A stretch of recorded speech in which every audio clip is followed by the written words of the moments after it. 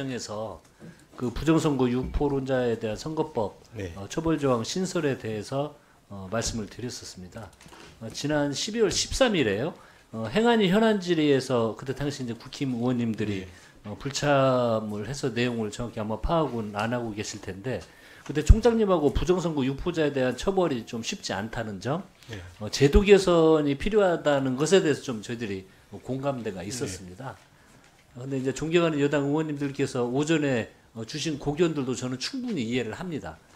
정치적 표현의 자유를 제약하는 처벌조항 신설은 가능하면 지양을 당연히 해야 되는 것으로 원칙적으로 동의하고 공감하고요. 자정 노력으로 해결하는 것이 상책입니다. 저도 그렇게 확신을 갖고 있고요. 그런데 우리 모두 12월 3일 비상계엄과 내란으로 모두 그 확인을 했다고 생각을 합니다. 근거 없고 실체 없는 부정선거 음모론 때문에 대한민국 민주주의와 헌정질서가 파괴되는 직전까지 가는 걸 저희들이 목도를 했습니다. 그리고 이제 21대 총선 이후에 유포된 부정선거 음모론을 종식시키기 위해서 선관위에서 정말 많은 노력을 했잖아요.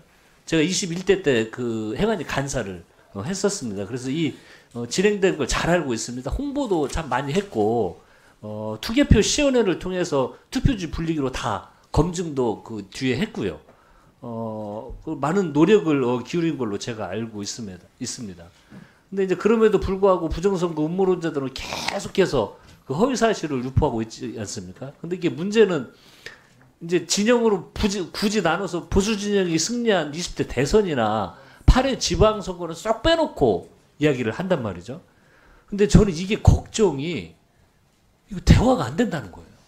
아무리 설명을 하고 뭐 시연회를 하고 아무리 이야기를 해도 그게 대화할 수 있는 공감의 영역이 거의 없다는 게 큰 문제라고 생각이 듭니다. 그리고 저는 이제 무슨 생각까지 드냐면 극단이라는 단어 그리고 굉장히 위험해지는 이게 사고가 한 축으로만 일제의 다른 어떤 논의나 이런 여력이 없이 거기에만 이렇게 꽂혀 있으면 굉장히 위험한 상황까지도 갈 수 있는 거거든요. 그래서 저는 이게 이제 이번 계엄을 통해서 나타나서 이렇게 극단적이고 위험한 상황도 나타났지만 앞으로도 이걸 그렇게 종교처럼 믿는 사람들에 의해서 어떠한 게 또 어떤 일이 벌어질지 저는 두렵고 좀 걱정이 많이 됩니다. 근데 이 사람들이 왜 그럴까? 그건 이제 선거 결과를 부정하고 선관위에 이렇게 불신이 조장이 되면은 이 대한민국 민주주의는 결국 무너지는 거거든요. 그래서 이 괴담으로 치부했던 일들이 일어나기도 했고 앞으로도 일어날 것 같아서 걱정입니다. 그래서 저는 제도 개선 이야기를 한 겁니다. 이게 민주주의를 유지하고 발전시키기 위해서 최소한의 범위 내에서 반드시 제도 개선을 하지 않으면 우리가 뭔가 다른 방법을 찾지 않으면 위험과 극단의 상황을 해결할 방법이 아무것도 없습니다. 왜? 공감과 대화가 안 되니까. 그렇습니다. 그래서 저는 이게 꼭 제도 개선이 필요하다는 말씀을 강조해서 드리고 싶고요. 저희 의원실에서 선관위 개정 의견을 받았습니다. 저희들은 선관위 개정 의견뿐만이 아니고요. 각계 의견을 다 수렴할 겁니다.